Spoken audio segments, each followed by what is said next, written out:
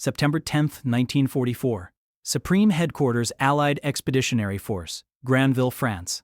General Dwight D. Eisenhower sits at his desk overlooking the Normandy coast, running calculations on fuel consumption rates, supply columns, tonnage figures, numbers that will determine whether the Allied advance continues or grinds to a halt. His Chief of Staff, General Walter Bedell Smith, walks in holding a telegram. The red marking across the top reads, "Urgent. Field Marshal Montgomery." Eisenhower takes it, reads the first line, and his jaw tightens. He sets the telegram down slowly. Bedell Smith is watching him, waiting. "Monty says he won't take orders from anyone but me now," Eisenhower says. His voice is flat. "Controlled. Says our strategy will lose us the war." Bedell Smith leans over the desk. "Sir, he's demanding you meet him tomorrow, in Brussels." Eisenhower looks at the map on his wall. The front lines stretch from the English Channel to the Swiss border. Hundreds of miles. Dozens of divisions. Millions of men. And Field Marshal Bernard Montgomery wants to talk strategy. Personally. Immediately. Eisenhower picks up the telegram again, reads it once more. Then he folds it and places it in his jacket pocket. "Then, I guess we're going to Brussels. If you're fascinated by the untold command decisions that shaped World War II, subscribe to Elite War Files. Hit that like button and drop a comment telling us which general you think was right." Let's dive into one of the most explosive strategic debates of the entire war. What Eisenhower doesn't know yet is that this meeting will trigger a chain of events that nearly fractures the Allied command structure. That within days, the British will attempt to have him removed from operational control. That Montgomery is about to launch one of the most controversial operations of the war without full authorization. And that in 2 months, during the darkest hours of the Battle of the Bulge, Eisenhower will finally say the words that end the argument forever. But right now, in September 1944, all he knows is that Field Marshal Montgomery wants a meeting. And Montgomery doesn't ask for meetings unless he's planning something big. The next morning, Eisenhower's aircraft lands in Brussels. The weather has turned cold. Nobody told Eisenhower, so he's still in his summer uniform. Montgomery is waiting at his tactical headquarters in full battle dress. Maps are already spread across the table. Documents stacked in neat piles. Montgomery has prepared for this meeting like a courtroom trial. He knows exactly what he wants, and he's ready to argue his case. Eisenhower walks in, and Montgomery doesn't waste time on pleasantries. "Ike, we need to talk about the plan," Montgomery says. "The broad front strategy. It's not going to work." Eisenhower takes off his jacket, sits down. "I'm listening, Monty." Montgomery taps the map. His finger lands on Belgium, on the Netherlands, on the Rhine River beyond. "We have the Germans on the run. They're beaten, disorganized. If we hit them now, with everything we have, we can end this war by Christmas. Everything we have," Eisenhower repeats. He's already reading the map. Already seeing where this is going. "A single thrust," Montgomery says, "through the Netherlands, across the Rhine, into the Ruhr industrial region. We concentrate all our resources on one decisive blow." Eisenhower looks at the map. Montgomery's 21st Army Group is positioned in Belgium. Patton's 3rd Army is 200 miles south, already across the Moselle River. Hodges's 1st Army is between them. The supply lines stretch back 450 miles to the Normandy beaches. The ports closer to Germany, Antwerp, Rotterdam, Calais, are still in German hands or too damaged to use. "Monty, I've seen your proposal," Eisenhower says. His tone is diplomatic, measured. "A single thrust. It's bold, but the logistics don't support it. We don't have the fuel to support one narrow advance while stopping everyone else." Montgomery leans forward. "Logistics? Ike, we're talking about winning the war right now. Not next spring, not next summer, next month. The Germans are beaten. One concentrated blow and we're in the Ruhr. We're in Berlin by Christmas." "And what about Patton?" Eisenhower asks. "He's already at the German border. You want me to order him to halt while you advance?" Montgomery's voice drips with disdain. "Patton? Patton is charging around in the wrong direction. He's headed toward nothing. My route goes through the industrial heart of Germany, through the Ruhr. That's where we win this war." Eisenhower tries a different approach. Softer, more personal. "Monty, I have a broad front strategy approved by the combined chiefs of staff. I can't just abandon 3 American armies for..." Montgomery cuts him off. "Then you're making a mistake that will prolong this war by 6 months. Maybe a year. That blood will be on your hands, Ike." The room goes quiet. Eisenhower stands up. When he speaks again, his voice is different, harder. This is no longer a discussion between colleagues. This is a supreme commander giving orders. "I'm not halting Patton. I'm not starving the American armies. We advance on a broad front, all armies together. That's final." Montgomery's face goes cold. He straightens. Then you're condemning us to a winter campaign. I want that in writing. Eisenhower picks up his jacket. You'll have it by tonight. As Eisenhower walks out, Montgomery says one more thing, quiet, almost to himself, but loud enough for Eisenhower to hear. Ike, I think we may be going to make a terrible mistake. Eisenhower doesn't turn around. He just keeps walking. What Montgomery doesn't know is that Eisenhower wrote in his diary that night, I told Monty that I could not stop Patton in his tracks. George would have resigned in protest and I would have lost the most aggressive fighting general in the European theater. What Eisenhower doesn't know is that Montgomery had already started drawing up plans for the operation. Without permission, without approval. And he'd already picked a name for it. Market Garden. Within 24 hours, Montgomery sends a telegram. Not to Eisenhower. To Field Marshal Alan Brooke, the chief of the Imperial General Staff. Essentially, Montgomery's boss. And Eisenhower's equal. The message is blunt, undiplomatic. According to historical records, Montgomery uses the word balls to describe Eisenhower's broad front strategy. He tells Brooke that Eisenhower's plan will fail, that it will cost lives, that Britain needs to intervene at the highest level. Brooke takes the message to Winston Churchill, and Churchill summons Eisenhower to London. September 15, 1944, 10 Downing Street. Eisenhower walks into a room full of British military leadership. Churchill, Brooke, the British chiefs of staff. They're presenting a united front. And their message is clear. Montgomery should get priority. Churchill himself delivers the argument. His voice carries that familiar growl, that wartime authority. My dear General, Field Marshal Montgomery has never lost a battle. Perhaps his counsel should carry more weight in these matters? Eisenhower doesn't flinch. He's prepared for this. Prime Minister, with respect, Field Marshal Montgomery's proposal requires me to halt 3 American armies. 12 divisions. That's over 200,000 men sitting idle while the British 21st Army Group advances alone. To win the war, Churchill says. To attempt to win the war, Eisenhower corrects. Sir, Montgomery's plan requires fuel, trucks, supplies. We're talking about 500,000 gallons of fuel per day, 1,400 supply trucks, all of it diverted from Patton and Hodges. And even with all of that, Montgomery is 300 miles from Berlin. At current consumption rates, his fuel runs out in 72 hours unless he captures a major port. Brooke jumps in. Antwerp is still occupied, Eisenhower says, by Germans. Sir, I'm not saying Montgomery's plan can't work. I'm saying the logistics don't support it. Not right now. Churchill looks at Eisenhower for a long moment. Then he glances at Brooke. There's something neither of them is saying. Finally, Churchill speaks. General Eisenhower, the British Chiefs of Staff believe that a single ground forces commander should control all operational armies to ensure unity of command. Eisenhower knows what that means. They want to take operational control away from him. They want a British general running the ground war. And that British general would be Montgomery. But Eisenhower has an ace, and he plays it now. Prime Minister, my orders come from the combined Chiefs of Staff. If you'd like to change the command structure, that decision rests with General Marshall and the American Joint Chiefs. Churchill's expression doesn't change, but something shifts in the room. Brooke looks uncomfortable, because everyone in that room knows what George Marshall's answer will be. Marshall has already sent Eisenhower a telegram backing the broad front strategy, and if the British try to put Montgomery in operational command of American armies, Marshall will explode. The meeting ends without resolution. Eisenhower flies back to France. And 2 days later, on September 17th, Montgomery launches Operation Market Garden anyway. He gets partial approval, partial resources, enough fuel to start, not enough to finish. The plan is audacious. Drop 3 airborne divisions behind German lines, capture bridges across 5 major rivers, clear a corridor 60 miles long, reach the Rhine in 48 hours. It's the largest airborne operation in history. 35,000 paratroopers, thousands of gliders. And it needs to work perfectly. It doesn't. By day 3, the British 1st Airborne Division is surrounded at Arnhem. Cut off, out of ammunition. The ground forces can't reach them. The corridor is too narrow. The Germans are counterattacking. By day 9, the survivors are evacuated across the Rhine.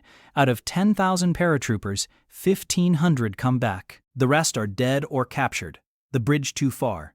Meanwhile, 200 miles south, Patton's Third Army is still advancing. They liberate Nancy. Push toward the Saar. Cross the Moselle River, Hodges' First Army reaches the German border at Aachen. The broad front advance continues. Not spectacular, not dramatic, but relentless. But Montgomery isn't done fighting, not even close.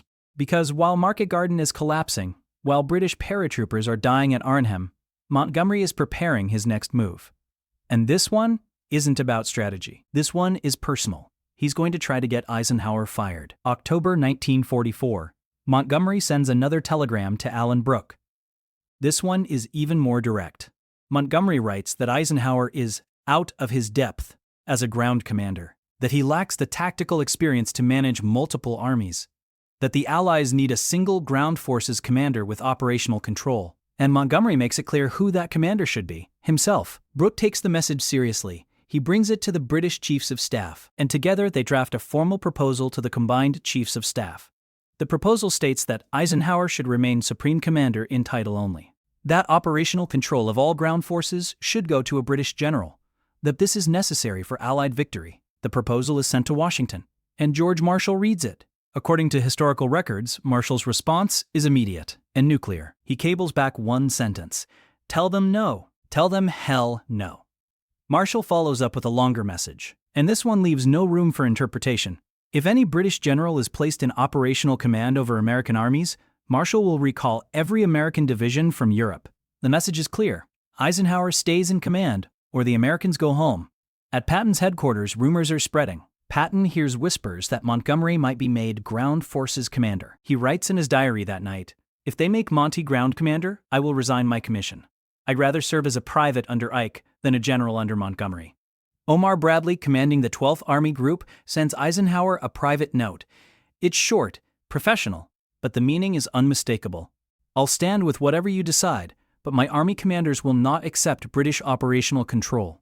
Eisenhower is caught in an impossible position. If he pushes back too hard against the British, he risks fracturing the alliance. But if he gives in, he loses his American generals. And without Patton, without Bradley, without Hodges, the war effort collapses.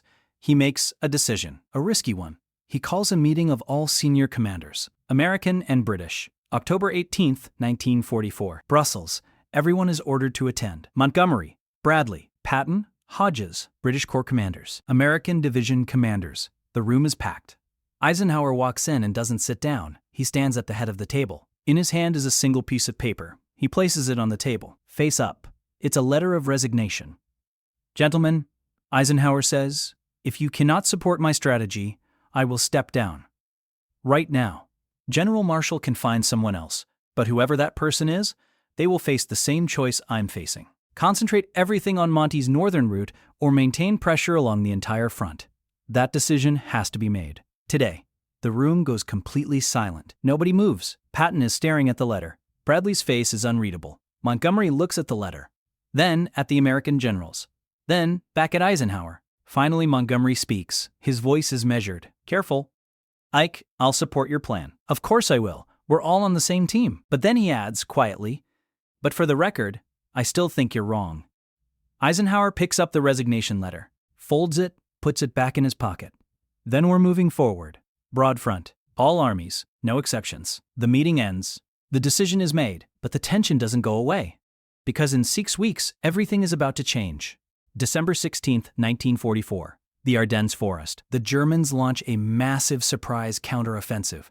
Over 200,000 troops. Hundreds of tanks. It's the largest German offensive on the Western Front since 1940. They hit the quiet sector between Montgomery's northern armies and Patton's southern forces. They punch a bulge 50 miles deep into Allied lines. American units are surrounded. Cut off. The situation is chaos. And suddenly, Eisenhower's broad front strategy looks brilliant, because he has reserves everywhere. No single concentrated thrust that can be cut off. No narrow corridor that can be collapsed. Every American and British army can respond, can reinforce, can counterattack. Eisenhower makes a controversial decision. He temporarily puts Montgomery in command of all forces north of the Bulge, American and British. It's a tactical decision. Montgomery is closer. He can coordinate faster. Bradley keeps command of forces south of the Bulge. The decision makes sense militarily, but it's about to cause a political disaster, because Montgomery accepts the command and immediately starts talking to the press. He tells British reporters that he's saving the Americans from their strategic mistakes, that British forces are cleaning up American failures, that if the Allies had followed his single-thrust strategy, the Germans never would have had the strength to counterattack. The American press explodes. Patton is furious. Bradley is livid. Even Eisenhower, normally calm, is losing patience, because while Montgomery is talking to reporters, American soldiers are dying at Bastogne. The 101st Airborne is surrounded. Holding. Patton's Third Army is fighting through a blizzard to break the siege. And Montgomery's forces haven't even engaged yet. On December 26th, Patton breaks through to Bastogne. The 101st is relieved. By January, the Bulge is collapsing. The Germans are in retreat. The crisis is over. But the political damage is just beginning. Because the British press is running stories about how Montgomery rescued the American armies, how he stepped in to save the situation, how British leadership prevented an American disaster. Eisenhower has had enough. January 7, 1945. Eisenhower summons Montgomery to his headquarters at Versailles. Montgomery walks in expecting a strategy meeting, maybe a discussion about the next offensive. What he gets instead is the coldest reception he's ever received from Eisenhower. "Monty, you've been talking to the press again," Eisenhower says. His voice is ice. Montgomery straightens. "I simply explained the tactical situation. You took credit for American blood." Eisenhower interrupts. "The 101st Airborne held Bastogne. Not your troops. Patton's Third Army broke through. Not yours. American soldiers died by the thousands while you were giving interviews about British leadership. Ike, I know exactly what you were trying to do," Eisenhower says. "Here's what's going to happen. You're going to hold a press conference today, and you're going to praise the American soldier. You're going to give credit to Bradley, to Patton, to Hodges, to every American commander who fought in the Bulge. Or I'm going to call Churchill and tell him he needs a new commander for 21st Army Group." Montgomery stares at him. For months, Eisenhower has been diplomatic, patient, willing to compromise. But right now, standing in this office, Montgomery is looking at a different man. This isn't a request. This isn't a negotiation. This is an order. Montgomery's voice is quiet, almost uncertain. "You've changed, Ike." Eisenhower meets his eyes. Doesn't blink. "No, Monty, I just finally drew the line." The room is silent. Montgomery looks at Eisenhower for a long moment. Then he nods. "Once. I'll hold the press conference." "Today," Eisenhower repeats. "Today?" Montgomery confirms. Montgomery holds the press conference that afternoon. He praises the American soldier, calls them brave, resilient, determined. He gives credit to Bradley and Patton, says the Bulge was an American victory. The British press is disappointed. They wanted a hero story. What they get is Montgomery reading from prepared notes, giving credit to his allies. But more importantly, the argument is over. Montgomery never publicly challenges Eisenhower's strategy again. The broad front advance continues. All armies move forward together. No more talk of single thrusts. No more telegrams to Allenbrook. No more attempts to change the command structure. By March 1945, the results speak for themselves. Eisenhower's broad front strategy has the Germans defending a 450-mile front with depleted forces. They can't concentrate. Can't mass reserves. Every American and British army finds weak points and exploits them. Patton crosses the Rhine on March 22nd. Montgomery crosses on March 23rd. Hodges crosses on March 7th, weeks before anyone expected. By April, the Western Allies are advancing 30 to 50 miles per day. The German army is collapsing. The war is ending. On May 8, 1945, Germany surrenders. The war in Europe is over. 6 months after Montgomery said the war could be won by Christmas. 4 months after the Battle of the Bulge. And exactly as Eisenhower's broad front strategy planned. Military historians have spent decades analyzing the Eisenhower-Montgomery debate. Would a single thrust have worked?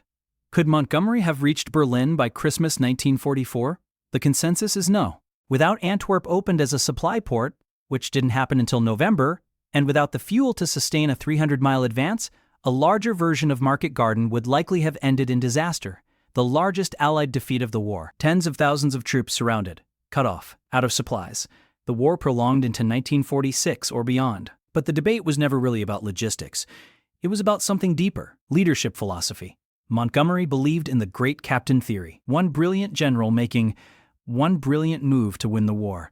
A single thrust, a single commander, a single vision. The idea that wars are won by genius, by boldness, by one decisive stroke.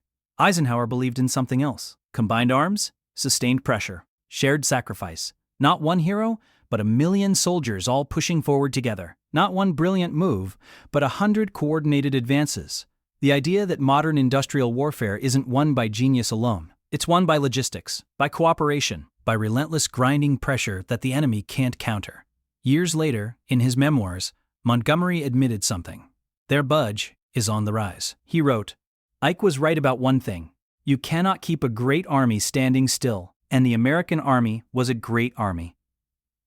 Eisenhower wrote in his own memoirs, I told Monty in Brussels that I could not stop Patton in his tracks, and I could not halt not because of ego or politics, but because aggressive armies must be kept moving. That is how you win wars. On May 4, 1945, Field Marshal Bernard Montgomery accepted the surrender of all German forces in Northwest Europe. He conducted the ceremony with perfect military precision, dignified, professional, historic. The surrender document was signed on behalf of Supreme Commander Dwight D. Eisenhower.